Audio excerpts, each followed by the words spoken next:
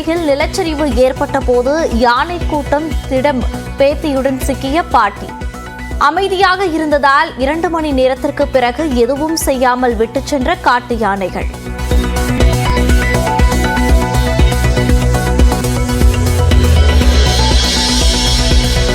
வயநாட்டில் நிலச்சரிவு ஏற்பட்ட போது கதறிய மக்கள். பதற வைக்கும் കടൈസി നിമിഷ ആഡിയോ പതിവ്. നിങ്ങളൊക്കെ ആരേലും ഈ ഫോൺ ഓണാക്കുക, ഞങ്ങളെ ഒന്ന് രക്ഷിക്കണേ ദൈവമേ. ഞങ്ങള് 3-4 കൊച്ചു മനുഷ്യർ എല്ലായിടത്തും വെള്ളം കയറി ഞങ്ങൾ പേരയുടെ മണ്ടയ്ക്ക് നിൽക്കുവാ. മുണ്ടക്കായി അമ്പലക്കുന്ന് പൊട്ടിയിട്ടുണ്ട്. ഞങ്ങളൊക്കെ അവിടുന്ന് കുറെ ആൾക്കാർ രക്ഷപ്പെട്ടിട്ടുണ്ട്. എന്താ സ്ഥിതിന്ന് അറിയില്ല. കറണ്ടും ഇല്ല, കറണ്ടും ഇല്ല, ലൈനൊക്കെ പൊട്ടിച്ചാടിയിരിക്കുകയാണ്. ഞങ്ങളിവിടെ நீலகிரி மற்றும் கொடைக்கானல் மலைப்பகுதிகளில் எடுக்கப்பட்டுள்ள முன்னெச்சரிக்கை நடவடிக்கைகள் குறித்து முதலமைச்சர் மு.க.ஸ்டாலின் ஆய்வு. வயநாட்டில் மீட்பு பணிகளில் ஈடுபட்டுள்ள தமிழக குழுவுடனும் காணொலியில் ஆலோசனை.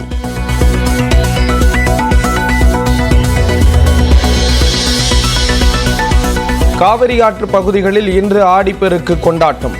படித்துறை இல்லாத பகுதிகளில் நீராட தடை. போதிய பாதுகாப்பு ஏற்படுத்த மாவட்ட ஆட்சியர்களுக்கு முதல்வர் மு.க.ஸ்டாலின் உத்தரவு.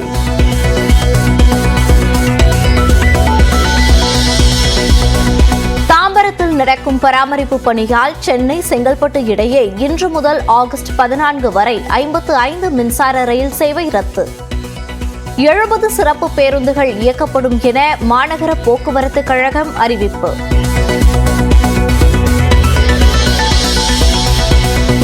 இலங்கை சிறையிலிருந்து விடுதலையான 21 தமிழக மீனவர்கள் சென்னை திரும்பினர். இலங்கை கடற்படை படகு மோதி இறந்த ராமேஸ்வர மீனவர் மலைச்சாமி உடலும் தாயகம் வந்தது.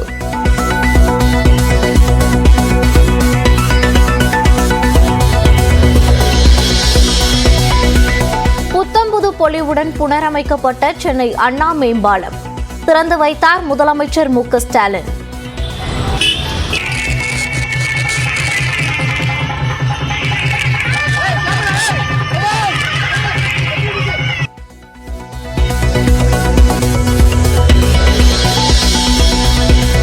பாரிஸ் ஒலிம்பிக் 25 மீட்டர் துப்பாக்கிச் சுடுதலில் இந்தியாவின் மனு பாக்கர் இறுதிச் சுற்றுக்கு முன்னேற்றம். ஏற்கனவே 2 பதக்கங்கள் வென்ற நிலையில் மேலும் ஒரு பதக்கம் வெல்ல வாய்ப்பு.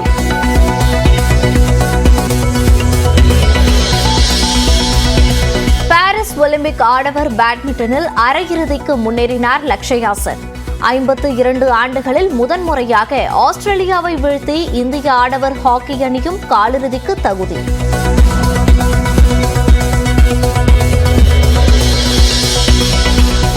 இந்தியா இலங்கை அணிகளுக்கு இடையிலான முதலாவது ஒருநாள் கிரிக்கெட் போட்டி டிரா. இந்தியாவின் வெற்றிக்கு 1 ரன் தேவைப்பட்ட நிலையில் அடுத்தடுத்து 2 விக்கெட்டுகளை பறிகொடுத்து ஆல் அவுட் ஆனதால் ரசிகர்கள் ஏமாற்றம்.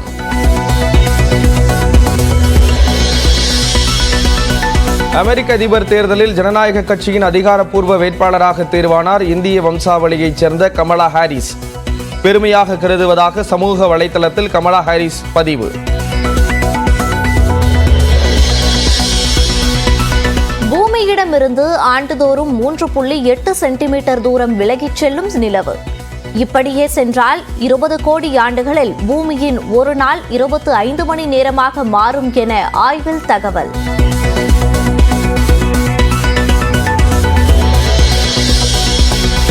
வயநாட்டில் நிலச்சரிவு தொடங்கிய இடத்தில் நியூஸ் 18 தமிழ்நாடு செய்திக்குழு. பாதிப்புகளை காட்சிப்படுத்த மலைப்பாதையில் 16 கிலோமீட்டர் பயணம்.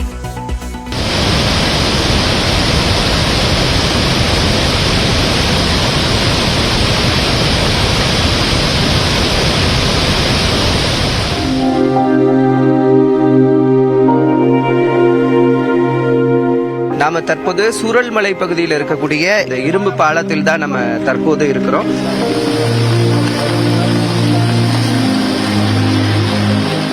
தற்பொழுது நாம் இருக்கக்கூடிய பகுதியை சுற்றி பார்த்தோமானால் வெறும் பாறாங்கற்களால் இந்த கற்குவியல்கள் காணப்படுகின்றன.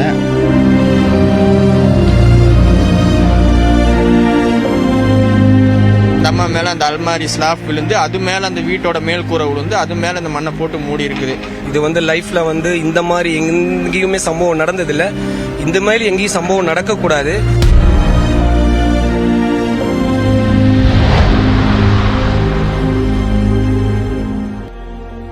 கடவுள் தேசத்தை கண்ணீர் குளமாக மாற்றிய கொடூர நிலச்சரிவு தொடங்கிய கிராமம் முற்றிலும் மண்ணிற்குள் புதைந்தது.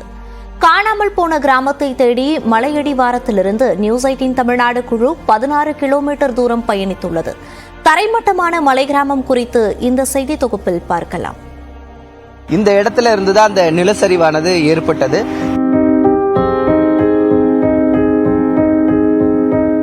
நமது செய்தியாளர் ரகுவரன் மற்றும் ஒளிப்பதிவாளர் மணிகண்டன் சுட்டிக்காட்டும் இந்த இடம்தான் பூஞ்செரி மட்டம் கிராமம். மலை உச்சியில் எழில் நிறைந்து காணப்பட்ட இக்கிராமத்தையே தற்பொழுது காண முடியவில்லை. கடந்த திங்கட்கிழமை இரவு வரை பூஞ்செரி மட்டம் கிராமத்தில் 150 வீடுகள் இருந்தன. ஆனால் செவ்வாய்க்கிழமை அதிகாலை இக்கிராமத்தில் உள்ள அனைத்து வீடுகளும் தரைமட்டமாகின. பூஞ்சேரி மட்டம் கிராமமே முழுவதுமாக அழிஞ்சிருக்கிறத பார்க்க முடியும். அந்த காட்சிகளை நீங்க பார்க்கலாம்.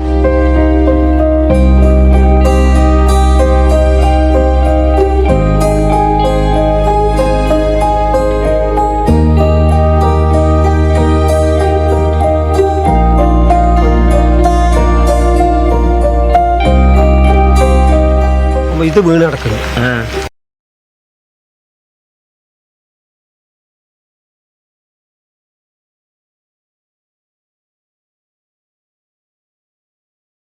தெரியல இப்போ என்ன நடந்தது. அப்போ இங்க இருந்து இப்படி வந்து பார்க்கும்போது இங்க எல்லாம் தண்ணி நிறைச்சி தண்ணி இருக்குது. இந்த மரம் எல்லாம் வந்து இங்க வந்து அடைஞ்சாச்சு. என் பொண்டாட்டியும் அண்ணனும் உலகையே கேரளா பக்கம் திரும்பி பார்க்க வைத்த கொடூர நிலச்சரிவு இந்த கிராமத்தில்தான் தனது ஆட்டத்தை முதலில் தொடங்கியது. பூஞ்செரி கிராமத்தை மண்ணிற்குள் புதைத்த நிலச்சரிவு மலைகளையும் பள்ளத்தாக்குகளாக மாற்றியது. அதாவது மலை உச்சியில் இருந்து சுமார் 200 அடி ஆழத்திற்கு பள்ளம் ஏற்பட்டுள்ளது.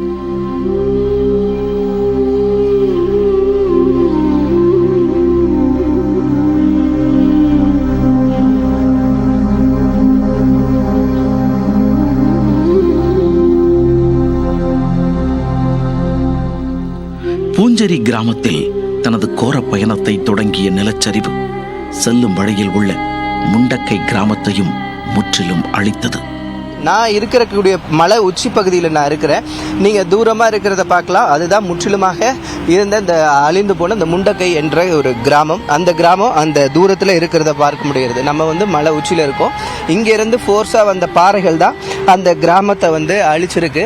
இங்க இருந்து இவ்வளவு பெரிய பாறைகள் எல்லாமே ஒரு மலையே கரைஞ்சு வந்தது போல அந்த பாதைகளை நீங்க பார்க்கலாம். அந்த நேரா இருக்கக்கூடிய அந்த பகுதியில் இருந்த கிராமம் தான் முண்டக்கை என்ற ஒரு கிராமம். அந்த கிராமம் முற்றிலுமாக தற்போது அழிஞ்சு போயிருக்கு. சூரல் மலையில் இருந்து முண்டக்கை செல்வதற்கு இந்திய ராணுவம் தற்காலிக இரும்பு பாலத்தை அமைத்தது. ஆனால் முண்டக்கையில் இருந்து பூஞ்செரி கிராமத்திற்கு செல்வதற்கு தற்போது வரை எந்த வசதியும் ஏற்படுத்தப்படவில்லை.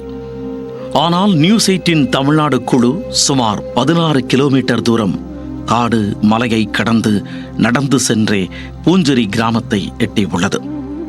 மண்ணிற்குள் புதைந்த பூஞ்செரி கிராமத்தில் ஏற்பட்ட உயிரிழப்புகள் குறித்த நிலவரம் தற்போது வரை அதிகாரப்பூர்வமாக தெரிவிக்கப்படவில்லை. மீட்பு பணிகளும் பூஞ்செரி கிராமத்தில் முழுவீச்சில் தொடங்கப்படவில்லை. எனவே மலை உச்சியில் உள்ள கடைசி கிராமமான பூஞ்செரியில் உயிரிழப்புகளின் எண்ணிக்கை மனதை பதற வைக்கும் என்றே அஞ்சப்படுகிறது. இது போன்றுதான் இந்த பூஞ்செரி கிராமம் முதலாக இந்த நிலச்சரிவுல பாதிக்கப்பட்ட இடத்துடைய நிலைமை இன்னும் மாறாம அப்படியே தான் இருக்கு. மீட்பு படையினரும் அந்த ஜேசிபி இயந்திரங்களும் பாதைகள் இல்லாததுனால பாதைகளை உடைச்சு பாறைகள் எல்லாம் உடைச்சு அதுல இருந்து தான் அவங்க வந்துட்டு இருக்காங்க.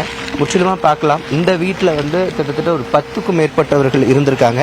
அவங்க 10 பேரையுமே தற்போது காணலை அப்படின்னு சொல்லிட்டு சொல்லக்கூடியதை பார்க்க முடிகிறது. மிகவும் ஒரு அவலமான நிலையை தான் இருக்கிறது. நீங்க அந்த பக்கம் பார்க்கலாம்.